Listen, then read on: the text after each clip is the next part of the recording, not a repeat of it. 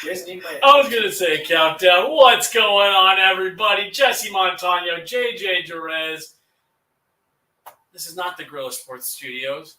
This is Las Vegas. We are here in Vegas. NHL awards tomorrow. Draft coming up in 2 days. And he doesn't have a microphone, so he can't defend himself. We were supposed to be live about 30 minutes ago, and Blake said, hey, I need 3 minutes to get this set up. That was 27 minutes ago, folks. He's right back there looking at me angrily. Like I said, I intentionally waited until we started this because he couldn't say anything. How you doing? Good. You just sat there angrily but quietly. I wasn't angry. I was just steam coming out of your ears. Counting the minutes. Just slow just 3 so you minutes. Can say, I told you so. Did you want 2 or 3 cameras? I wanted 3. That was my fault. Yeah, no, and we need 3 cameras. This was all meant to be a lighthearted joke, and now I feel like a dick. Yeah. Okay. How's it going, JJ? I'm good. What else? What could be going wrong right now? Jesse, I don't know if you can see, but there's a beautiful golf course right here. And, of course, the Sphere's right behind us as well. So we got an awesome view. We're in an awesome place.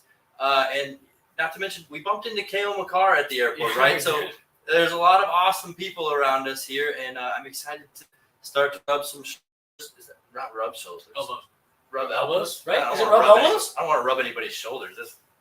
That might get me kicked out. You can rub my shoulders. I'll rub your shoulders. But no, I'm excited to meet some people, talk to some people. I mean, hopefully the entirety of the hockey world is here. All we've seen for sure is Cale Makar. But I assume, basically the entire hockey world. There's more. Yeah, I'm really looking forward to this. So we're just kind of bringing you a pod here today.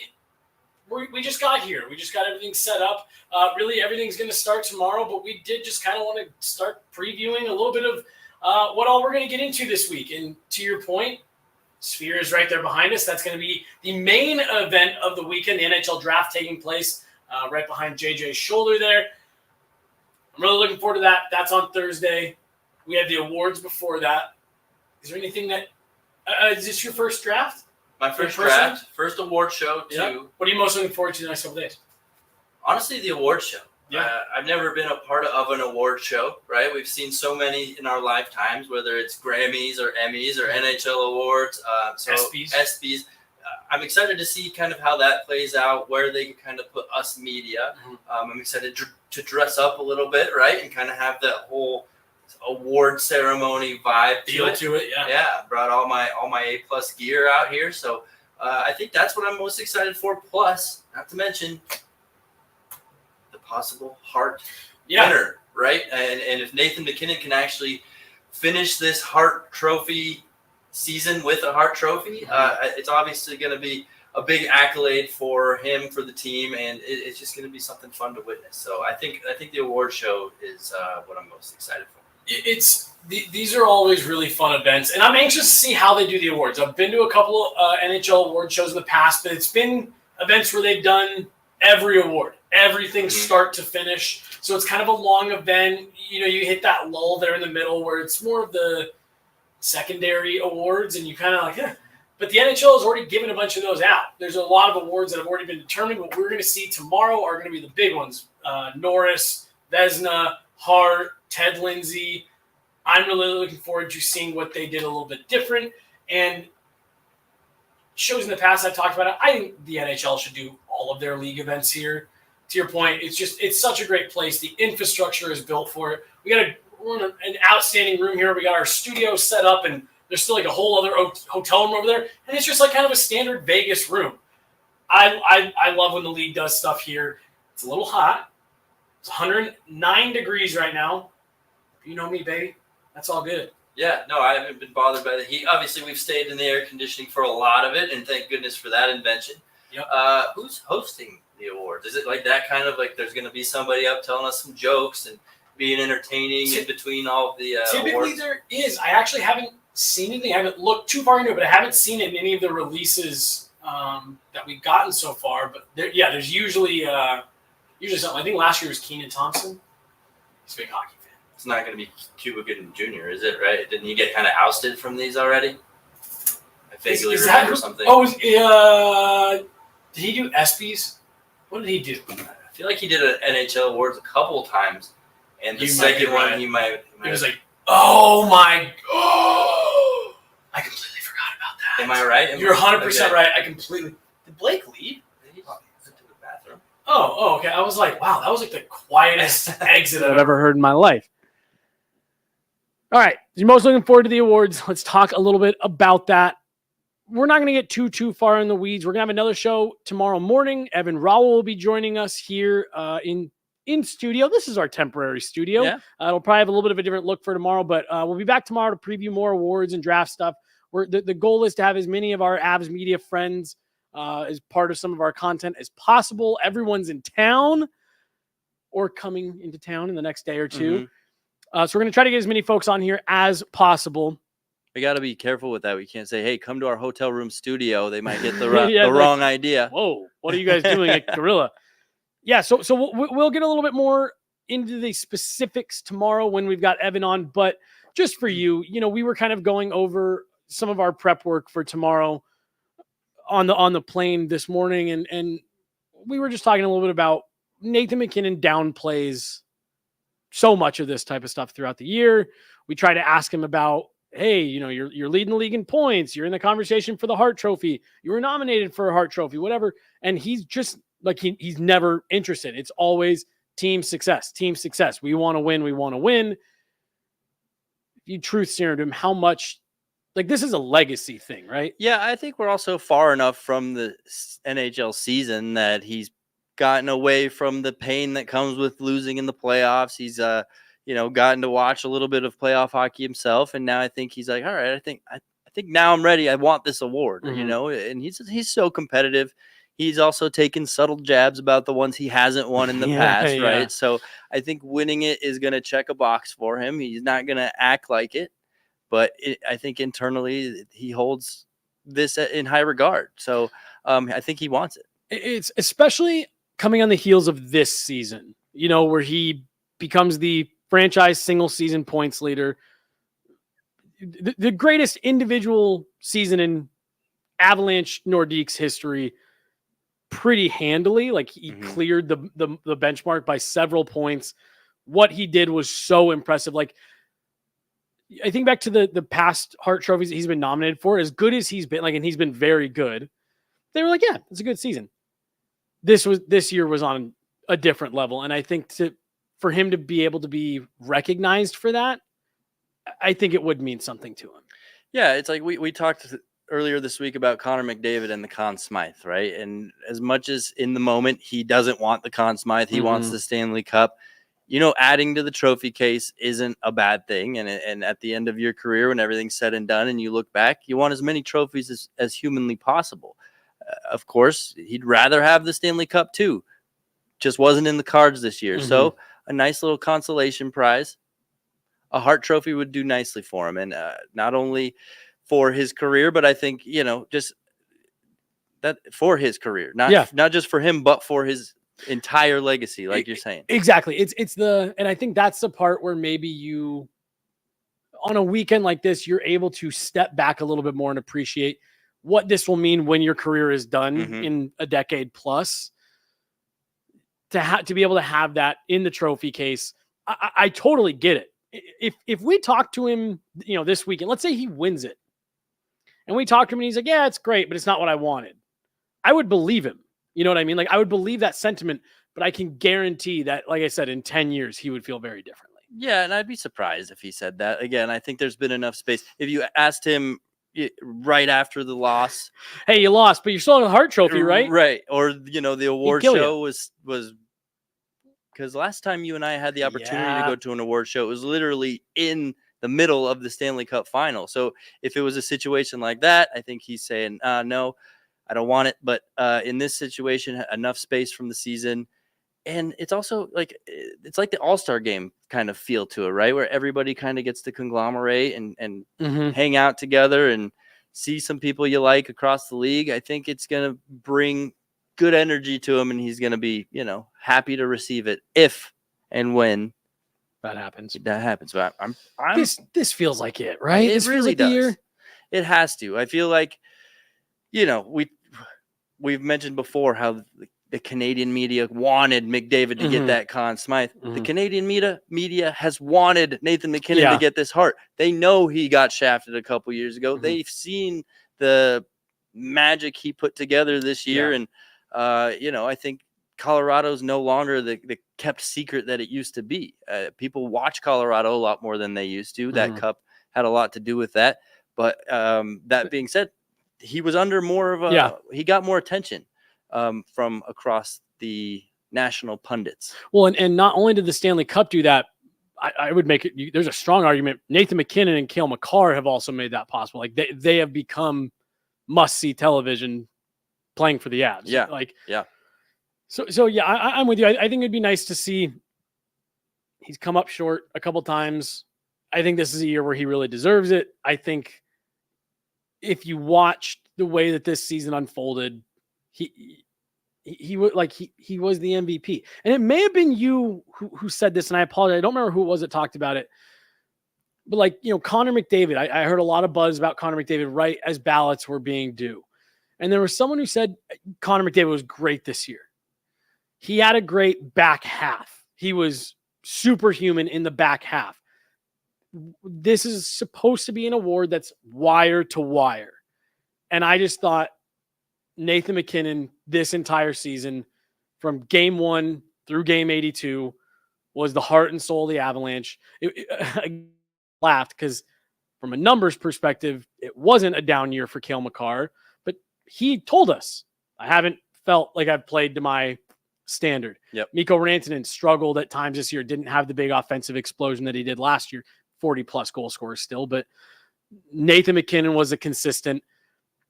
Every time the team needed a boost, it felt like it was MacKinnon. We got to watch that really fun run with him and Kucherov where it seemed like they were very aware of what the other player was doing, and it was just 3-point night for Kucherov, 4-point night for MacKinnon, 3 goals for Kucherov, 4 goals for MacKinnon, 5 points for Kucherov. It was just like unbelievable theater, and they were just constantly kind of pushing each other. And what just came to my mind was the Logan O'Connor hat trick where Nathan MacKinnon could have had it and keep tallying up those points. Instead, he gave it to Logan O'Connor. Obviously, just 1 point, but could have helped him on his little push if somebody ultimately decides it's a point race, right? And really leans on that as their deciding factor. But yeah, I think the Kucherov MacKinnon race was really fun. You hated watching Kucherov still be able to keep up with MacKinnon like he was able to there. But yeah, I think in reality, like you said, it was from the beginning of the season, Nathan MacKinnon was electric. There was no slowdowns. There was no, Nathan MacKinnon's gone dark on us for a while. Where'd What's going on? And that streak he put together at home, everybody talked about that. And yeah, he just put together a magnificent season that without him, this team would have been mediocre. Yeah. I'm not going to say they'd be bad, but they still have Cale Makar, still have Mikko Rantanen, Devontae. There's a lot of great names around him. But without him, it's nowhere near the team that it is with him. Well, and truthfully, dude, I kind of forgot about the home point streak. That was, I mean, that's probably something that we won't see again in. Right. So what was it ultimately? 39? I thought it was 38. 2 games I thought is all he missed. I don't know. Oh, you're saying 39. I thought you meant what the streak was. Right. He ended up I think the streak was 38. 39 of 41 home games. Yes. Yeah. But I think the streak was 38. Yep. The final tally was 39. Yeah. I think you're right. Yeah. So, I mean, even that alone is impressive. Getting points in 39 of 41 home games, not to mention all the road games he got, right? Not to mention all the multi-point games that he got, right? A lot of these weren't just one assist and that's it. Well, and it was a controversial end to the streak as well, and we don't need to, re-dig into that, but that was one where a lot of people around the hockey world, not just Avalanche fans, felt like the league should have credited him with the point. There was an example like 2 nights later where they did exactly that for a different player. The streak could have lived on, but also, controversial end. How many bras did Nikita Kucherov get on the ice? None. 2 0. for Nate. That should count as extra weight. I'm with you, dude. I think this is Nate's year. If he doesn't win it, he'll be the first one to brush it off and not really care. This feels like he's earned it. and it'd be nice to see him get that type of recognition for what he brought to the Avs in the league this year. Yeah, I think publicly he brushes it off. Maybe in the back room, snaps a broomstick or something. He's competitive, bro. Yeah. He's the most competitive person I've ever met in my life. Yeah. You mentioned everyone being in town, and I think that's going to be extra true this week, as this is the last in-person draft for the NHL. They're going the way of the NBA, NFL, where every team is in their own headquarters, in their own war rooms, and they're submitting picks to the league, and the commissioner gets up and makes the pick. That's what the NHL will be transitioning to starting next year. It sounds like there's a bit of an appetite for that from GMs. And when you come to these events, teams have to bring everybody: scouts, pro, amateur, analytics teams, coaching staffs. Oh, and they also were in random ass places in the past, right? I Right. remember one in Buffalo. Like, who wants to bring everybody to Buffalo? This is a different story. Like you said, they should do all events here. Everybody wants to come here. Right. You know, even at Guerilla Sports, we had to swat some people away. Like, no, you can't come with us. It's just us. So yeah, this is going to be a different story. I guess a good way to go out. Yeah. But I can see their point of view. If we don't want to go to Ottawa this year just for the draft. Right. Well, and I think of, and this is a scheduling thing, and I'm not going to sit here and act like I know the intricacies of how the NHL plans this stuff. I know there's a lot of factors that go into it. But like, I think about Edmonton and Florida. You either are coming off of a 2-day bender celebrating, and now you got to get here to get this done. And start another bender. Right. Or you're the Edmonton Oilers coming off potentially the biggest heartbreak of your professional career. And it's like, hey, buddy, I know you're crying, but we got to get that draft list in. Like, we got to get on the, we got to get to the airport. So I like you said, I get it. I get why teams would want to stay home and, be able to have all of their material just out, and they don't have to be so secretive.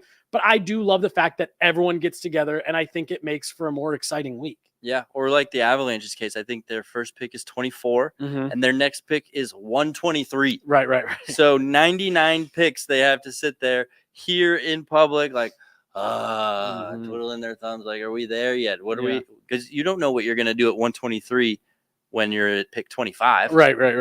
So they'll make that first pick and then just have to be like, all right, let's wait and see what goes on the rest of the next couple hours or even day, right? Yeah. That might be the next day. It is. So round one will be Thursday, and that's a several hour long event. I'm sorry, Friday, several hour long event. Each pick is a little bit slower. The teams go up there, they do the jersey, all of that. And then day two is they try to move it as quick as possible. Teams just stay at their tables and make the announcements from the Avs can sleep in, go to breakfast, and show up a little late. Right. And now, we don't have to go too far down this road. Have you seen all the stuff with McGroarty out of Winnipeg, high-end prospect who's saying doesn't want to go play for the Jets? That's kind of out there. It sounds like they're shopping for a first-round pick and maybe some roster players too. But like, I was looking at that saying, if you're the Avs, I'm sure you're at least checking on that. And wouldn't you rather move that first-round pick for a prospect that's already a couple years developed? And so, I don't know. I mean, if you're the Avalanche, you kind of need that right now. Right. And that's kind of why the possibility that caught my attention was, I was like, well, you need those cheap contracts, and you need guys that are going to be more ready than whatever player you're able to take on Friday at 24. Now, I want to make sure I'm not necessarily advocating for them to go out and do that, but I'm saying when that news broke, my first thought was, I'll bet you Chris McFarland picked up the phone, and I wouldn't hate that. Yeah, but we talked last week about who they might be shopping, and that's probably Ross Colton, right? And he might not even be the only one to move with the cap space that they have or lack thereof. I think some guys that were on the team that we liked from last year might be on the move, and we won't see them whether we like it or not. What would you feel about that? Now, again, I'm not gonna act like I know everything about the kid from Winnipeg. A little bit of digging I did in the last couple of days. This looks like a very promising prospect that's on the cusp. If it was a first and Ross Colton, for someone that and I'm going to go a little bit hypothetical here. Let's say that you're saying McGroarty's going to be on your NHL roster. Okay, yeah, next season. And make an impact too, right? I mean, because Ross Colton made an impact. You can't just leave a void there that's not filled. So if I tell you he'll be on the roster and he'll make an impact, but I'm not going to tell you how big of an impact. It's tough because I don't see how you can work it out without moving pieces. Like it's just, I think the Right. Avs are. Well, that's what I'm saying. A first like, and they Colton. have to. They a have first to and move Colton. Would you pieces. be okay with that? Yeah, I would. And I'm with you, and I think that's probably the furthest I would go. Yeah. Yeah, it's tough. Ross Colton, I think you and I maybe have a little bit of bias because we got to know him and really like him. If you kind of take a step back and be honest with yourself on how he really fit in with this team, I think he can be an expendable player. Colton. Yeah. Mhm. So if you're gonna have to crack some eggs to make this omelet, I think that might be a decent egg to crack. Yeah, and look, you and I talked about it the other day. I really liked Ross Colton as a player. I thought he fit well. I thought he fit well in the locker room. But I think that's a good way of putting it. If you're forced because of your cap situation to make some moves, there's worse moves you could make, right? Yep. Again, and that's with again under the hypothetical of you're going out and you're bringing in a prospect that's going to save you money and you can plop into your NHL roster, and maybe he's not 100% ready, but you know he's going to be close and he's going to get you there quicker than someone that you can take tomorrow. I think it's going to be interesting.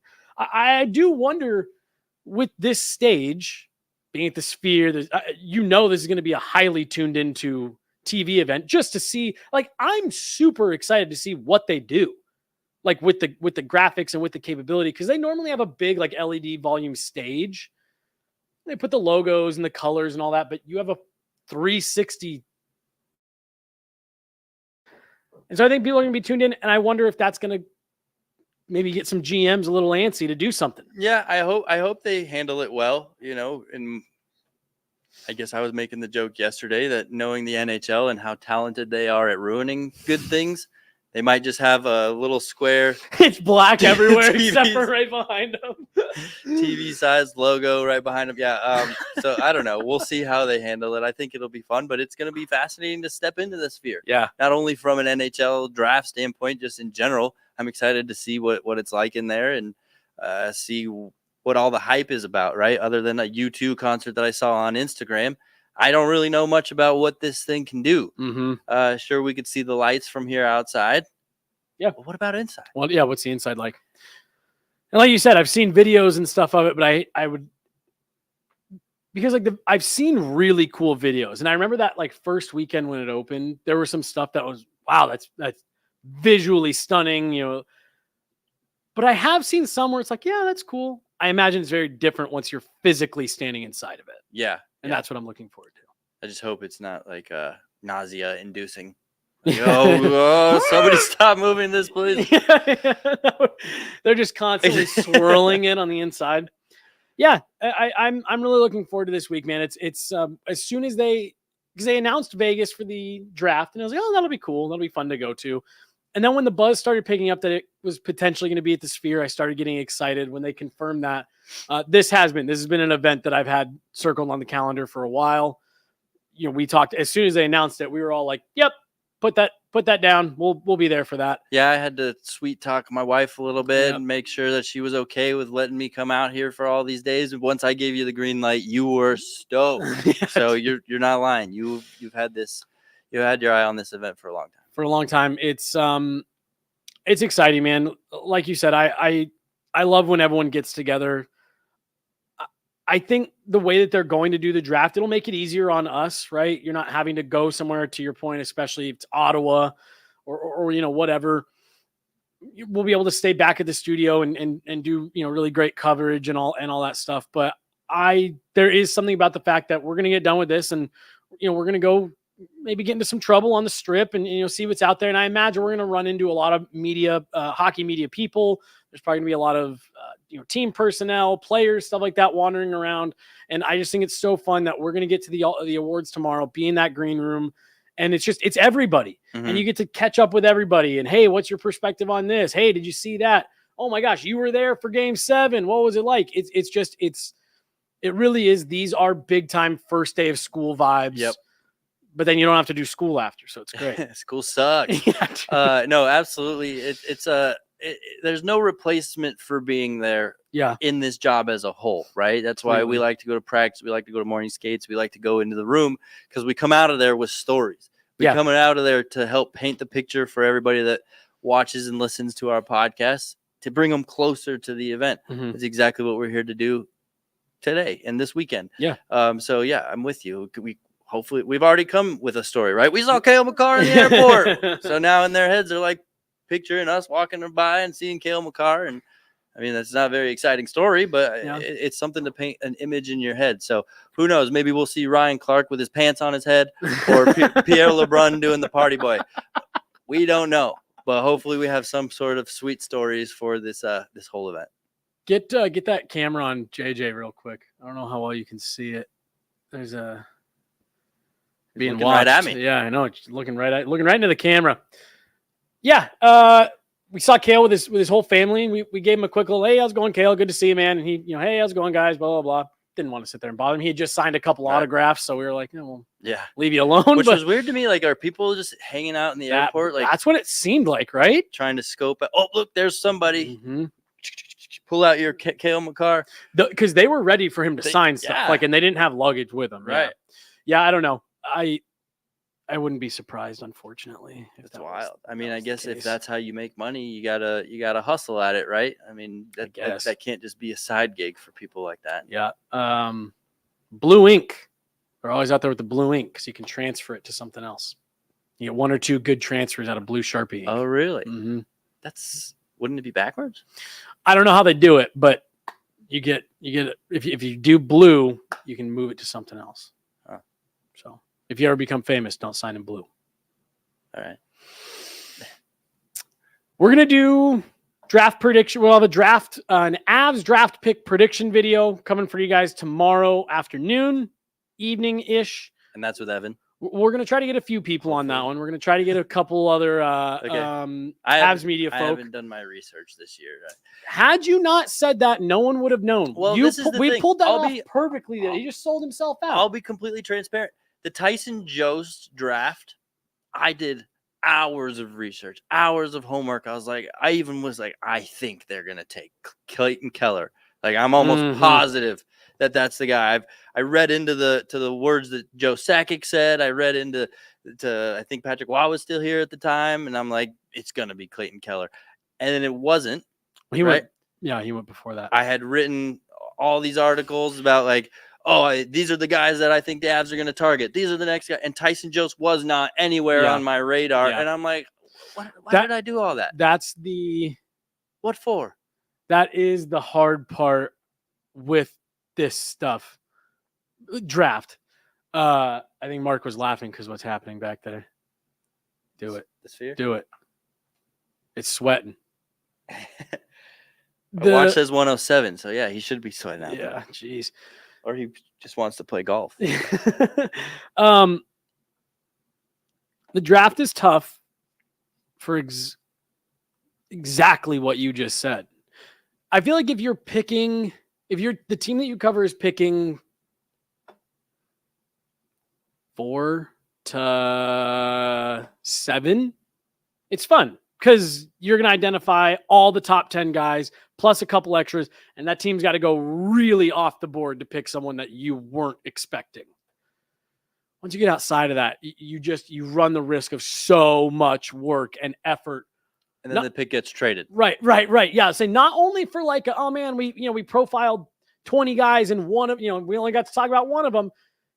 You run the risk every draft of we profiled 50 guys and they took none of them. Exactly. and none of it matters anymore. Yep. And so, yeah, these are funny events. But like I said, no one would have known that you didn't do much draft stuff this year. We pulled it off. I'm not ashamed. You were. I told you the other day you were on the show. Yep. With Megan and totally. Evan. Yeah. I didn't add a single thing though. Just let them carry all the weight on that one. Agreed with every good idea, and you're just like, totally, guys, totally. I think the exact same way. What else, man? Anything else for today, or is that about it? What are we at, Mark, time wise? Oh, perfect. Yeah, that's great. Perfect. So we will have shows every day that we're out here. At least one show. We may even have a couple days where we get a couple of media folks in here. We get a couple shows out for you guys, but a show every day. We're going to have a ton of content. We're going to have vlogs. There's going to be a lot coming at you guys. We'll have any and all availability we can get our grimy little hands on tomorrow at the awards, and then same for draft day.